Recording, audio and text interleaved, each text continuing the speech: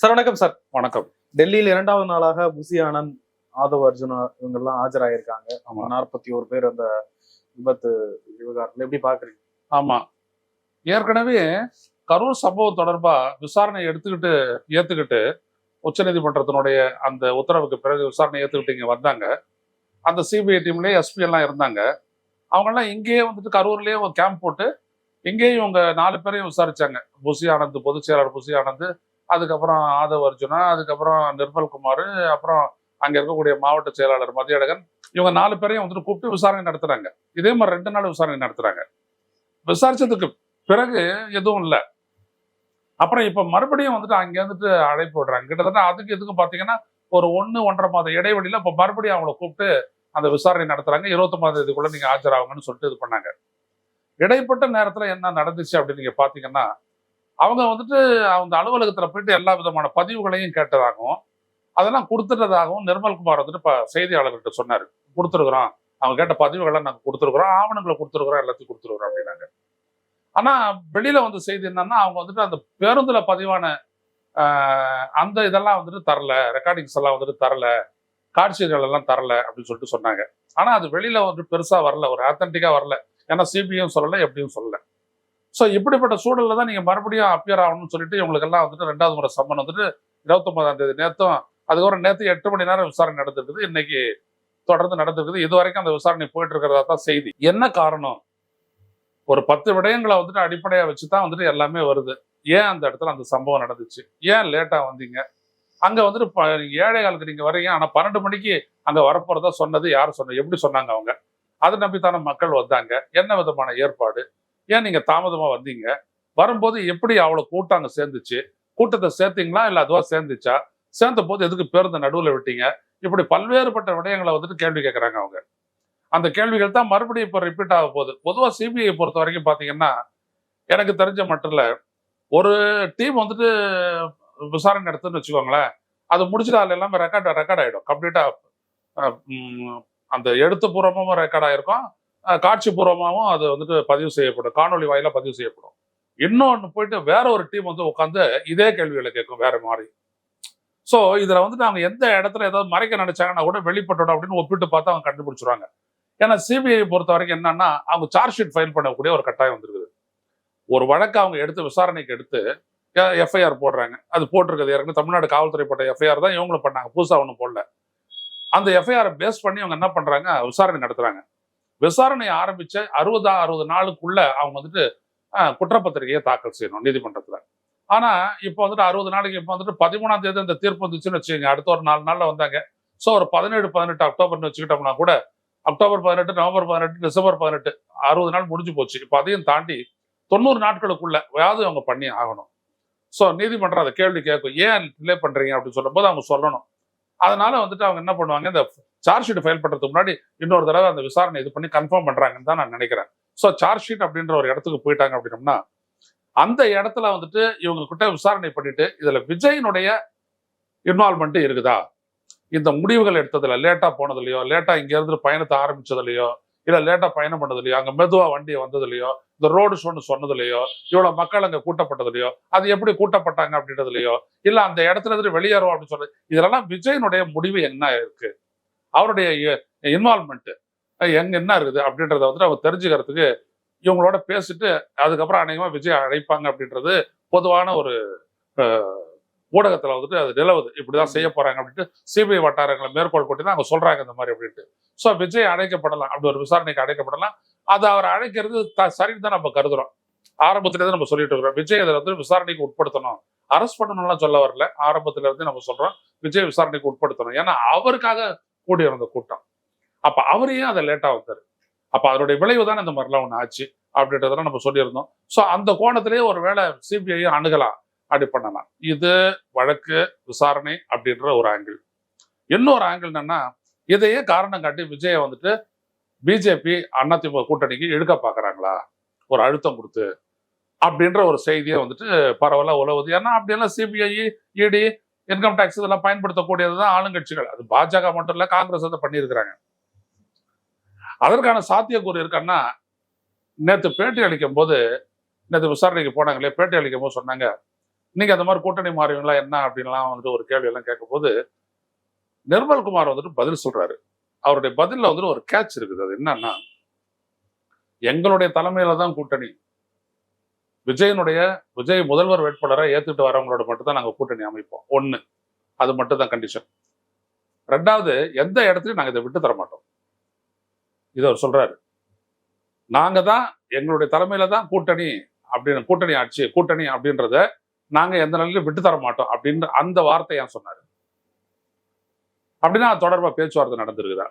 இப்ப விஜய் தலைமையை ஏற்றுக்கிட்டு வரவங்க தான் கூட்டணி, அவங்களோட தான் கூட்டணி அப்படின்னு சொல்றது அவங்களுடைய பொதுக்கூடலே வந்துட்டு தீர்மானம் போட்டாங்க, அதுக்கு முன்னாடியும் போட்டாங்க அப்படின்னு சொல்லிட்டாங்க.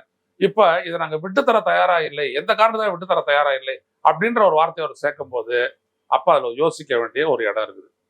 சோ அது என்ன ஆகுது அப்படின்றத பொறுத்திருந்து தான் பார்க்கணும். விஜய் ஏன் இத்தனை நாளா அழைக்கல அப்படின்னு ரொம்ப நாளா கேட்டுட்டு ஃபர்ஸ்டே விஜய் கூப்பிட்டு தமிழ்நாடு அரசும் கூப்பிடல.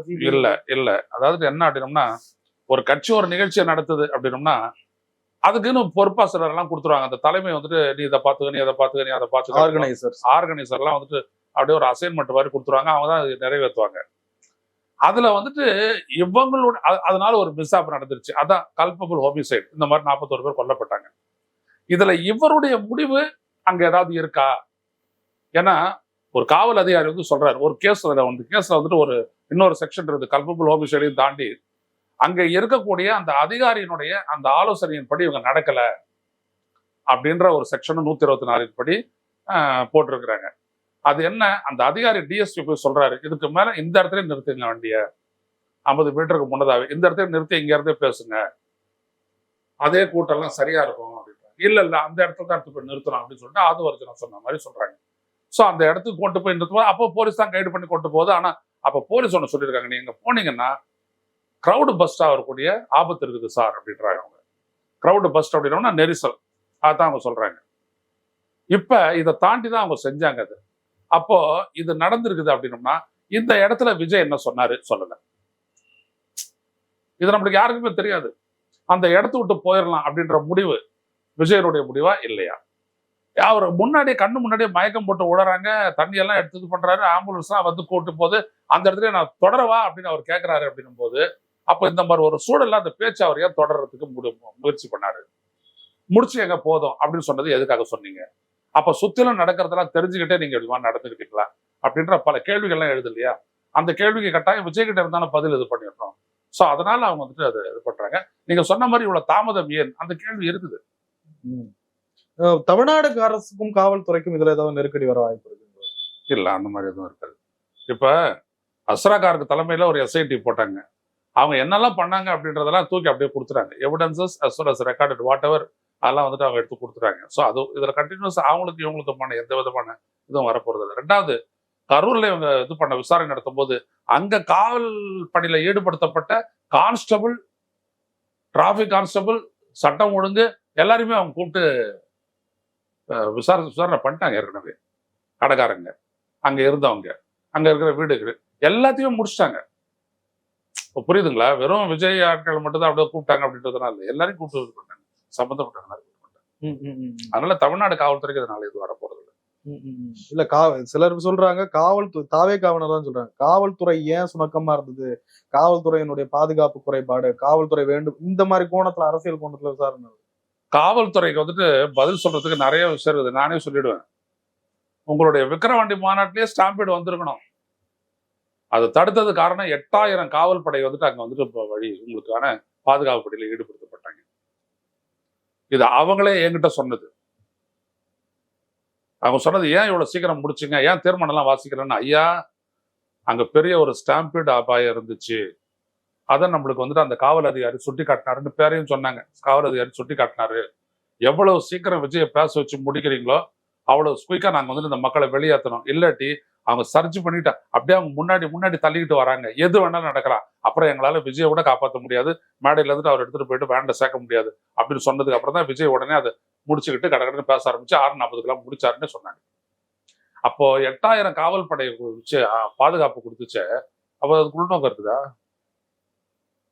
இப்பவும் ஈரோட்ல பாத்தீங்க அப்படின்னோம்னா ஒரு மைதானத்துக்குள்ள எடுத்து வைக்கும் போது கூட 1500 பேர் காவல் படை இருந்தாங்க. சோ நீங்க எதையுமே நீங்க வந்துட்டு முன்னறிவிப்பு இல்லாம நிறைய பேர் நீங்க சேர்த்தீங்கன்னு வச்சுக்கோங்க, அதற்கான பொறுப்பை கடைசியில் காவல்துறை தான் ஏற்கணும் அப்படின்னு சொல்றதெல்லாம் விளையாட்டு. அது அரசியல் தளத்துல சொல்லிக்கலாம். கோர்ட்ல அதை போயிட்டு சொல்ல முடியாது நீங்க. அதெல்லாம் ஒரு நடிகர் அவருக்கு நிறைய வரும், அதெல்லாம் அப்படிலாம் வந்துட்டு எதிர்பார்த்துட்டு இருக்க முடியாது.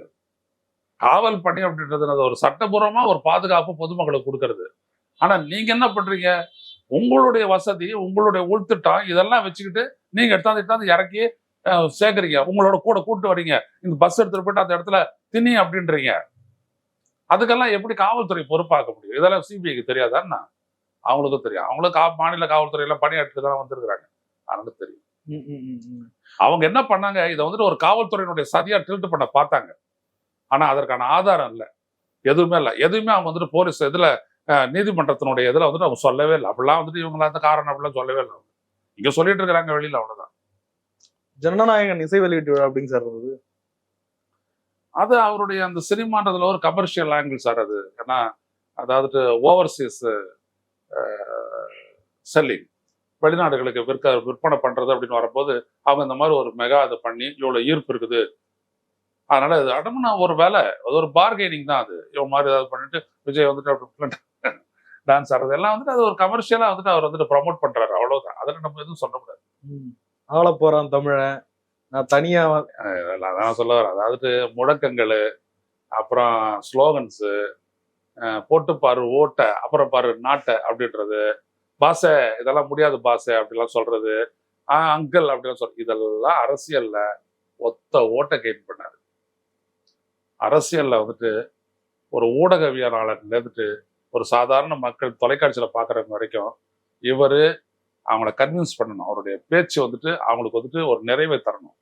முதல் மாநாட்டு பேச்சு அந்த நிறைவை தந்ததுனாலதான் அது பெருசா பாராட்டி பேசப்பட்டது. அதுக்கப்புறம் விஜயனுடைய பேச்சு எல்லாமே கிண்டல் கேலி, வேற என்னது எதுகை மோனையோட அடிக்கிறது, பஞ்சு டைலாகு, இதுதானே இருக்கு.